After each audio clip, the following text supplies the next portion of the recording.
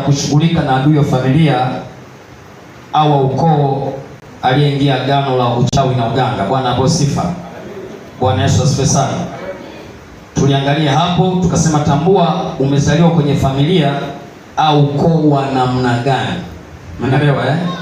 Tambua umezaliwa kwenye ukoo au familia ya namna gani. Kama unajijua kabisa familia uliyozaliwa ni ya kichawi, ni ya kiganga, my friend, you must suffer. Lazima upambane kuweza kujinasua na kutambua umezaliwa kwenye familia ya aina gani.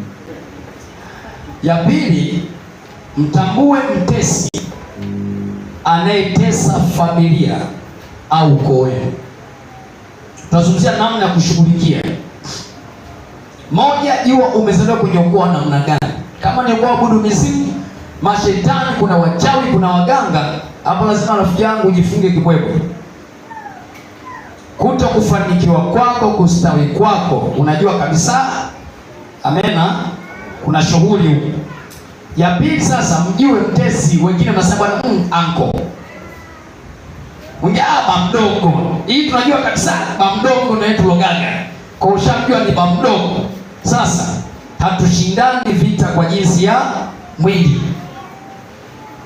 na wala utakiwa kumchukia kwa jinsi ya mwili. Amina. Hasira yako ni ya rohoni. Pambana rohoni. Huyu ambaye ndio mnamdhani, mnamuhisi, unajua hujui, lakini lazima kuna mtesi. Amen. Amen. Wengine inawezekana sio upande wa baba yako na mama yako ni wachawi. Mke uliyemuoa kwao. Kwa hiyo unakogotwa kwa sababu ya mke uliyemuoa kwao, ndio kuna vigabu. Kwa lazima wote mjifunge kibwebwe, mshughulike na watesi wa upande wa mkeo ambao na wao wanashambulia maisha yenu. Tuko pamoja? Mimi kwetu bwana hamna, siko tu umeokoka tu wachungaji wa nani? Sawa, huyo uliyemuoa au aliyekuoa kwao kuna usalama. Kwa kuna vita unaipata si wewe. Nikawaeleza hapa, yule binti ambaye alikuja akiwa ni mjamzito, anasema bwana, baba wa huyu mtoto aliniambia kwenye ukoo wao mtoto wa kwanza anapozaliwa kifikisha miezi 3 lazima afe. Hiyo ni sheria. Sasa wewe hujui, umeolewa na mwanamume wa namna hiyo, kwao kuna maagano haya.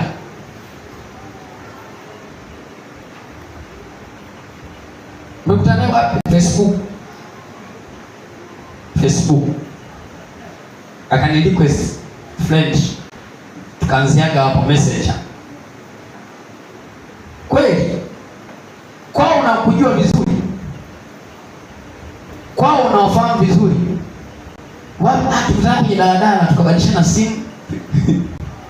Ukabadilishana simu, sasa ulichukua ya kwake, ukampa, tulibadilishana simu. Baadaye kubadilishana namba za simu, kubadilishana simu. Sawa kabisa. From there ndio mahusiano yakaanziaga hapo. Unakuja kushtuka, ukoo wao ni waganga wa kienyeji typical. Na nakwambia bwana, babu ameniambia nikupeleke akakuone. Babu yake mganga. Ndio naanza kusema light ningelijua. Sasa kwa nini usingechunguza mapema kabla safari haijafanyaje? Haijachanganya. Unakuja kushtukia tayari una mimba yake, ushazaa. Haya, kuna nini tena? Na unang'ang'ana bwana, mjukuu tuletee. Na kile kitofu kile kikidondoka kiweke. Unafanyaje?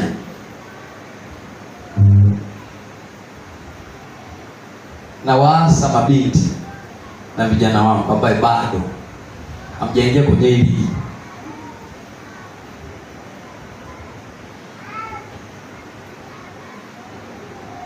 Kisha hiyo umeingia kuchoropoka ni kipengele bila upambane. Ufanyaje sasa? Ushaambiwa mpaka kifo kikutana naye. Kwa hiyo unakutana naye huko, ukubali tu. Umeelewa?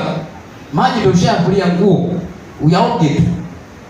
ndio unakuja kugundua kwamba kwao maskini wa Mungu ni wachawi. Na nakwambia kabisa, mimi kanisani nilikalishwa kwenye kiti, nikafanywa moja mbili za uwi.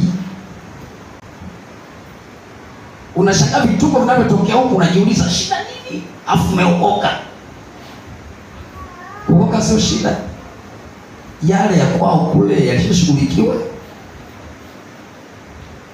Sasa mtambue mtesi, amen, unapaswa kushughulika naye.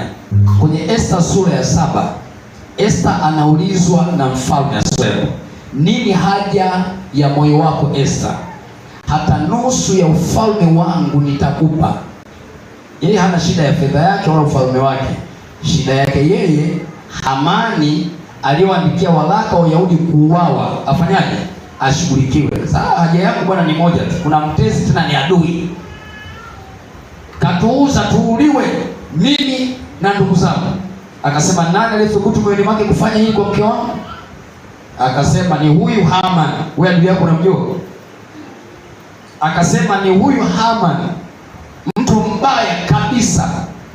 Shughuli ishaishia hapa, ikawa ndo mwisho wa Haman pale. Bwana kwa sifa. Adui yako unamjua? Ya tatu tukasema, tafuta kujua chanzo au kiini cha uadui katika familia uko wewe.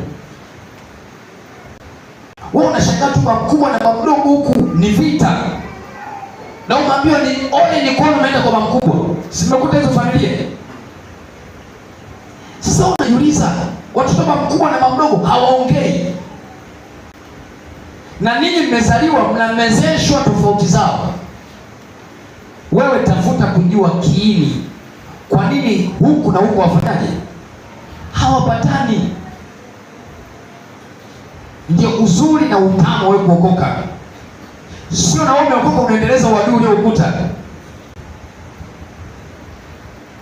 Bwana asifiwe. Amina. Bwana asifiwe. Nimeeleweka eh? Ya 4 tukasema, simama kwenye zamu yako kama mpatanishi wa ukoo na familia, na ushughulikie ule uadui uliopo kwenye ukoo, familia unayotokea. Simama kwenye zamu yako. Sasa ndio tunataka tusimame kwenye zamu zetu. Amen. Tusimame kwenye zamu zetu sasa, tushughulike na ule uadui.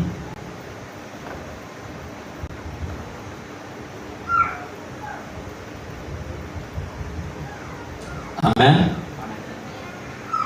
Amen. Kuna mtu bado hajanielewa hapo. Tulisema adui ni mtu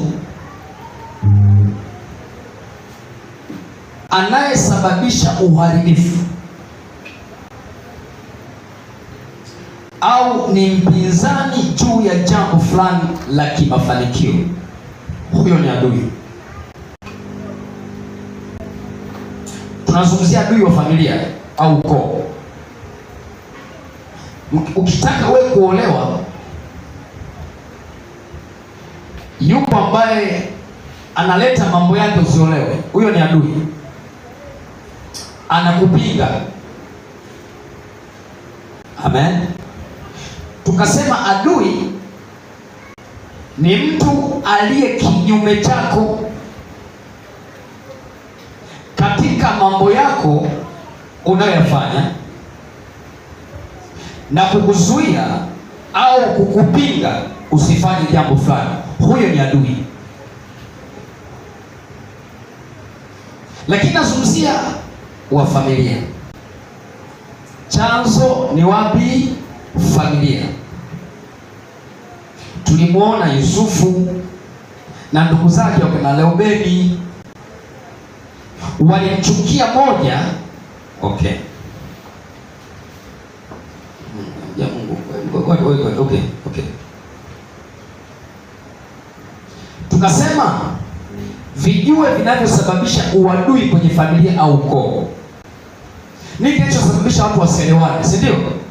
Wagombane.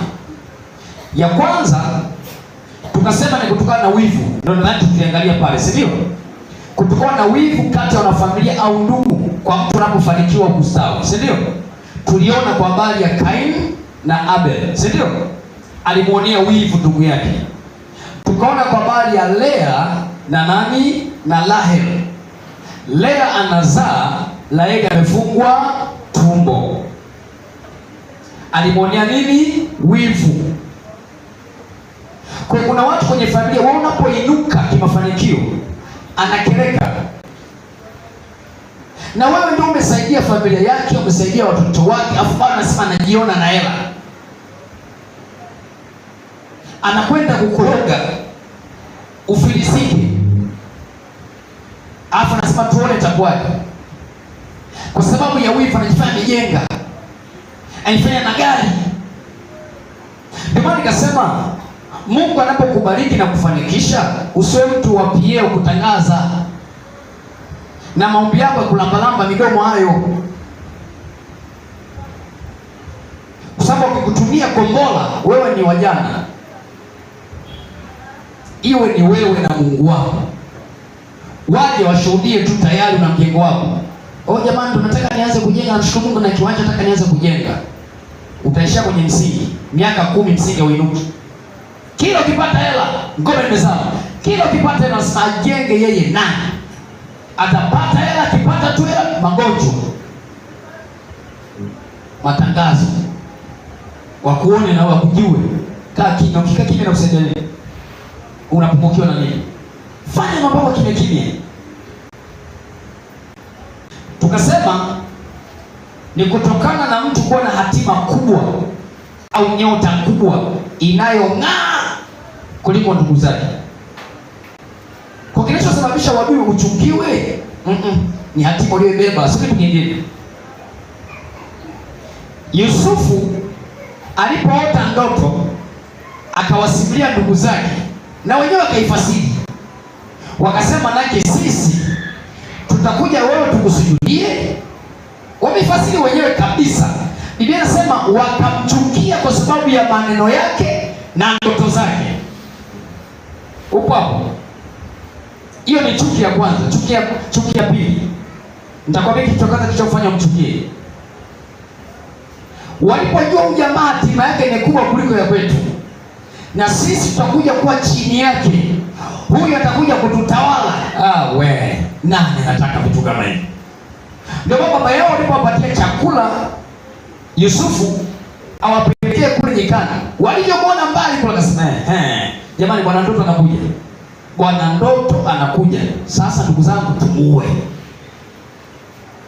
Tunarudi kwenye hatua ya kwanza, wivu. Wivu kwa sababu ya nini? Hatima yake ni kubwa kesho. Tumuue, tuone ndoto zake zitakuwaje. Unaona maneno haya? Unachukiwa, unakasirikiwa. Ndoto ulionayo, hatima ulionayo, wenzako washakuona.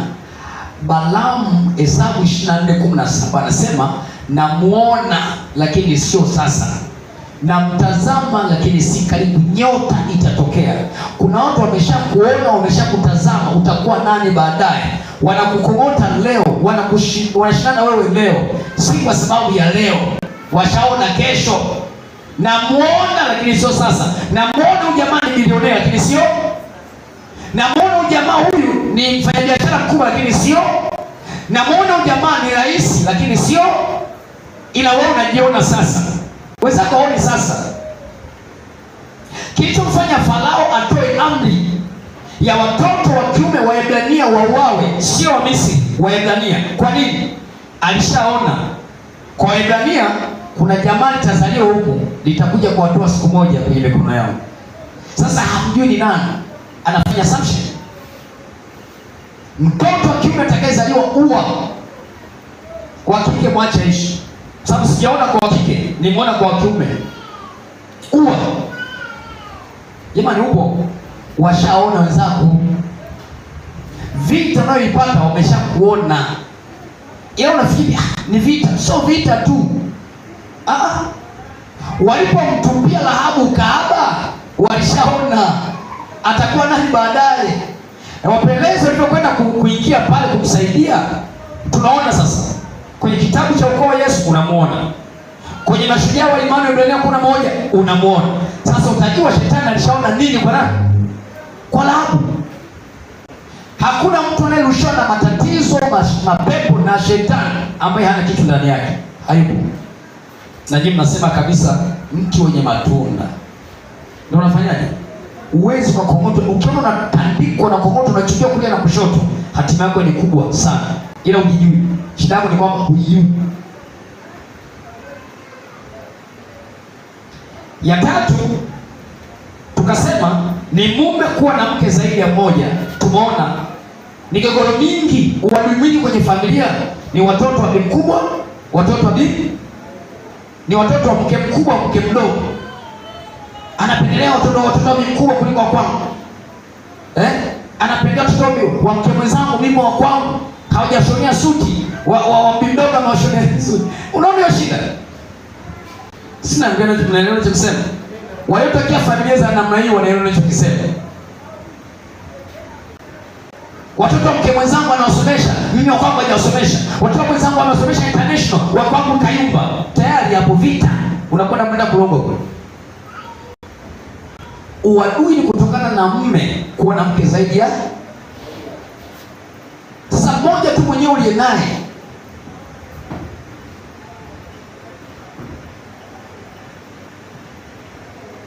Ya nne tukasema ni mume au mke kuzaa nje ya ndoa, namba moja, au kabla ya ndoa. Mmo kwenye ndoa, si ndio? Bwana asifiwe. Alafu mumeo, hii nadhani nimesikia, anakuja kujua kwamba kuna watoto watatu amewalea sio kwake.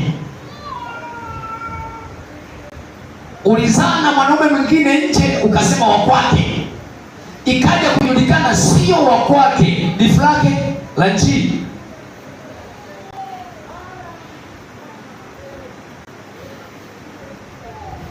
Mliona kuna moja alikwenda kuwafyeka na mapanga wale watoto. Yaani ndio nimelea, najua ni wa kwangu.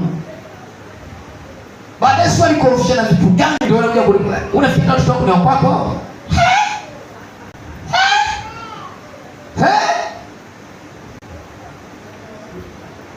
Lakini mwenye kuna mashaka mbona hii pua hii hatufanani? Akasema upande wa mjomba wetu bwana ndio. Hapana. Angalia masikio yenyewe. Si masikio tunajua masikio kama antena za nani za Azam zile. Mbona masikio haya kuna madogo?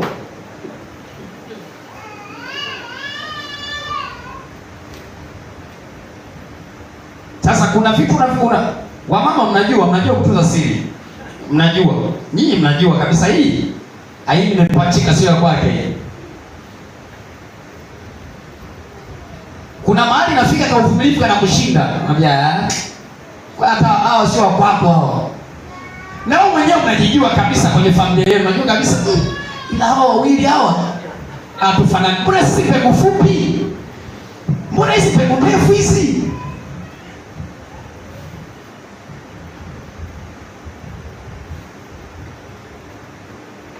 Kwenye nyumba kuna siri nyingi. So vinavyosababisha uadui, mke au mume kuzaa nje ya nini? Alafu mwenzako akija kujua, ndio mambo yanaanziaga hapo. Au ulizaa kabla na wewe ulizaa kabla, mmekuja kuona, afu huyu mtoto mnakuja kumchukua mnaishi naye. Afu na wewe umekuja kuzaa na huyu baba watoto wengine, si ndio?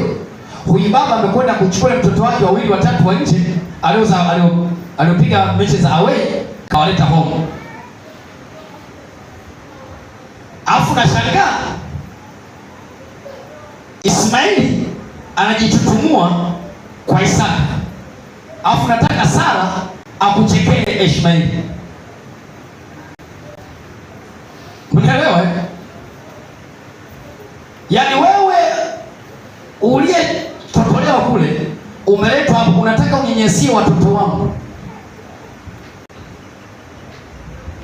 Ndio uadui unaanziaga hapo. mama mwenye nyumba na huyu mtoto alichukuliwa kutoka nje kuletwa hapa. Mnasema mama wa nini? Wa kambo. Mna lugha nyingine mnasema baba wa kufi.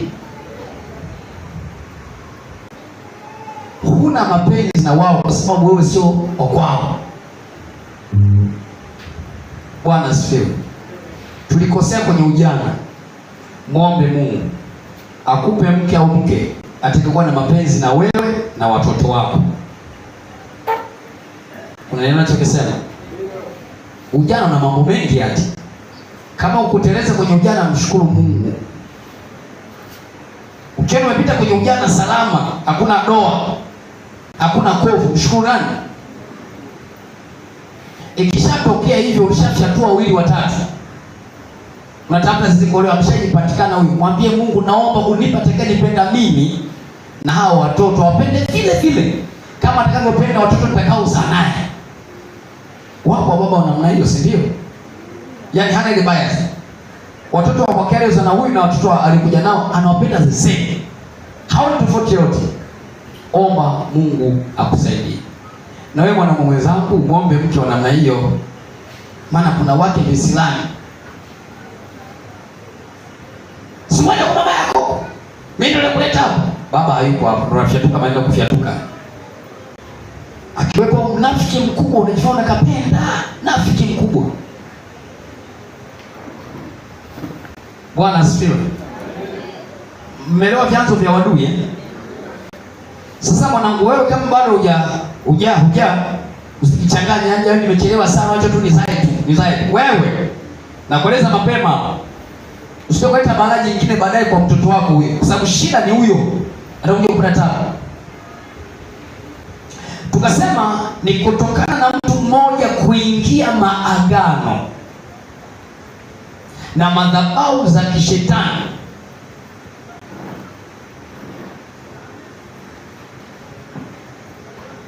kama uchawi, uganga na kadhalika. Hapa ndio penye kiini cha somo letu.